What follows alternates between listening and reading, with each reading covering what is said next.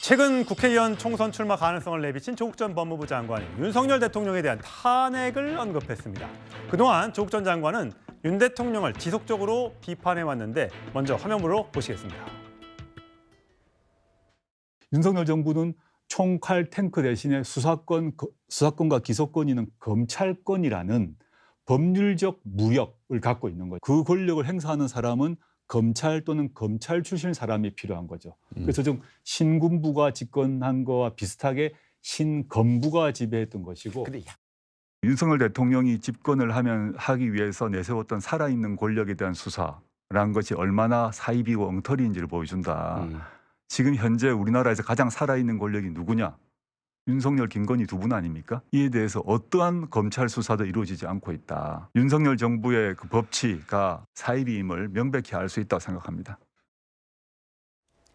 비법률적인 방법으로 명예회복을 하고 싶다라는 조국 전 법무부 장관. 요즘에 방송 출연도 잦아지고 있고 SNS 글을 올리는 것도 많아졌는데 오늘은 이런 글을 올렸습니다. 윤석열 대통령의 노골적인 당무 개입이 계속되고 있다. 대통령의 당무 개입은 형사처벌 대상이다. 대통령의 지시 공모 확인되면 기소는 임기 후에나 가능하지만 그 전이라도 탄핵 사유가 된다라고 SNS 글을 올렸습니다. 자, 그럼 구체적으로 뭘 가지고 탄핵하겠다는 것인지 한번 저희가 그래픽으로 준비를 해봤습니다. 계속해서 보시겠습니다. 자, 이준석 전 대표를 축출했던 거, 윤체리 따봉 문자 이걸 언급을 했고요.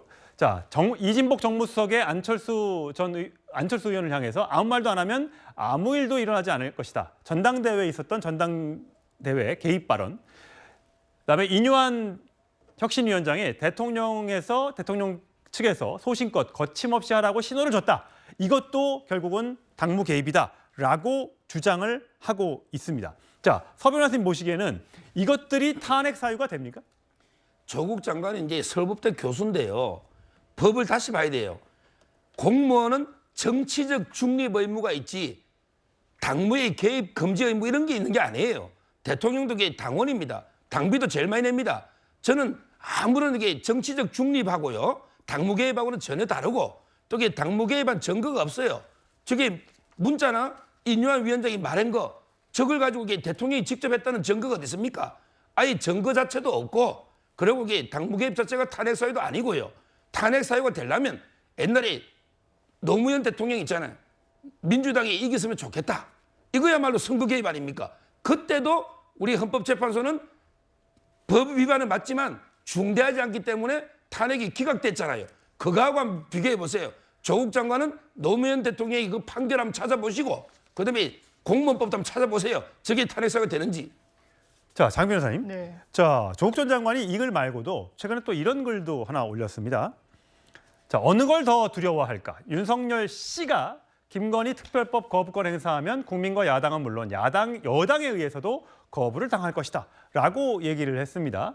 그러니까 윤석열 씨라고 언급한 부분도 굉장히 눈에 띄고 김건희 특별법에 대해서 거부권을 행사하든 안 하든 어쨌든 굉장히 심판을 받을 것이다라는 얘기를 하고 있습니다. 이 발언의 배경은 어디 있다고 보십니까? 사실 이 패스트트랙에 태워졌기 때문에 12월 말이 되면은 본회의 통과를 할 겁니다. 김건희 여사와 관련한 도이치모터스 주가 조작 의혹 상당히 해결되지 못했다고 판단하는 국민들 많이 계실 겁니다. 한 차례 소환 조사도 없었으니까요. 이례적입니다.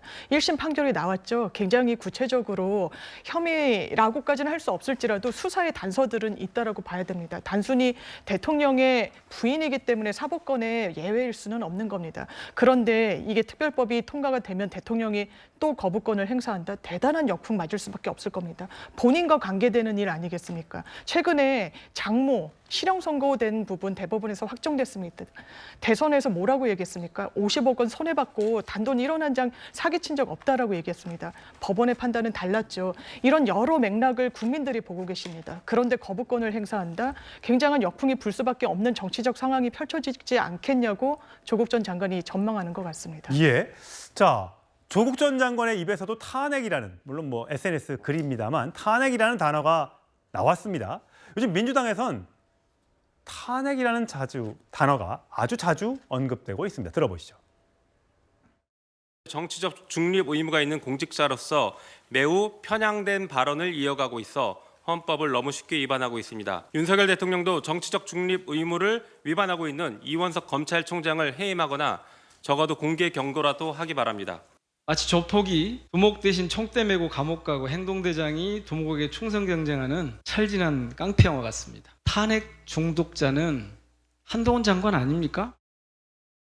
자, 이민찬 부대민. 탄핵 중독자는 한동훈 장관 아니냐라는 민영배 의원의 발언 어떻게 들으셨어요? 조국 씨도 그렇고요. 민주당 강경파도 그렇고 탄핵 너무 자주 언급하고 있습니다. 저는 그냥 강경 지지층을 향한 구애로밖에 보이지 않아요. 어떠한 중대 범죄 혐의점이 있는지도 설명하지 못하고 그 팩트조차 다 틀린 설명을 하고 있지 않습니까? 저는 이렇기 때문에 한동훈 장관이 출마를 해야 된다고 생각을 합니다. 그렇고 이렇기 때문에 더 국민의힘에서 한동훈 장관에게 출마 요구가 많다고 보는 겁니다. 왜냐? 민주당이 180석 21대 국회에서 승리를 한 이후에 승자의 저주에 빠져서 탄핵을 뭐든 맘만 먹으면 할 수 있다는 저주에 빠져 있는 겁니다. 그러다 보니까 윤석열 정부 출범하고 국정과제 입법이 전혀 하나도 협조가 되지 않고 있어요. 지금도 예산 전국이잖아요. 예산 다 삭감하고 있습니다. 이렇게 거대 야당이 있는 한 다음 총선에서 승리하지 않는 한 윤석열 정부가 성공할 수 없겠다. 한동훈 장관도 이런 판단을 하고 있는 것인데요. 민주당 아마 22대 국회 총선 이 결과에 따라까지 이 탄핵, 이 얘기는 끝이 없이 할 것 같습니다. 예, 김영준 의원님. 네.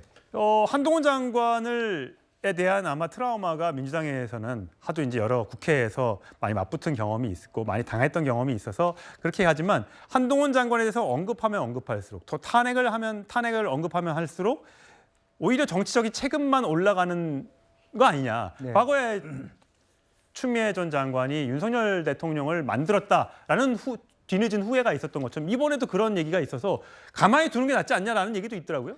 실제로 그 당에서 박찬대 최고위원 같은 경우는 아예 무반응이 났다. 그렇게 예. 그런 표현을 했죠.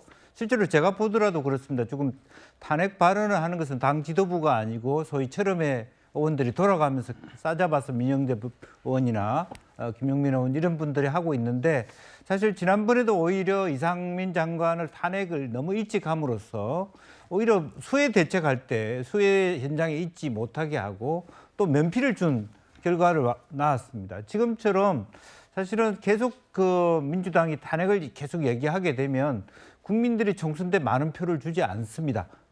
탄핵을 저 사람들은 180석을 주면 탄핵을 남발할 국정을 아예 진행시키지 못할 것이다. 그래서 그런 부분에 있어서도 전략적으로 적절하지 않고 또 실질적으로 탄핵이라고 하는 것은 핵심적으로 어떤 공직자가 불법을 저질렀다는 것이 명백할 때 해야 되는데 기본적으로 우리 민주당에서 하는 것을 오히려 경찰이나 검찰이나 공수처의 구체적인 적시를 통해서 이런 것은 법 위반에 문제가 있는지를 조사해 보라고 하고 난 다음에 그다음에 어떤 그 결과를 갖고 해야 되는데 지금은 지도부의 말을 듣지도 않고 총선이 가까우니까 예. 개별 의원들이 한동훈 장관을 건드리면 언론에 나오고 인지도를 띄우는 그런 방식으로 하기 때문에 예. 당에서도 조금 저런 것을 자제시킬 필요 있다 그렇게 예. 봅니다. 자, 한동훈 장관은 이런 민주당 의원들 탄핵 움직임에 이렇게 비판했습니다.